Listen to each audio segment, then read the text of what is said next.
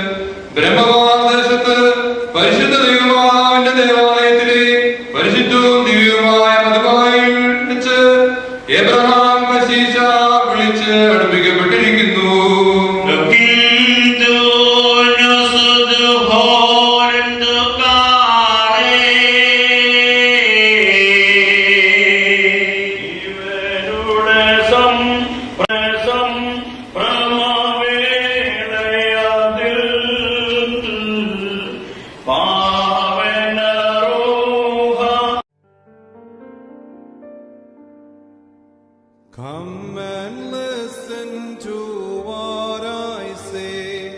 The Lord of shepherds entrusted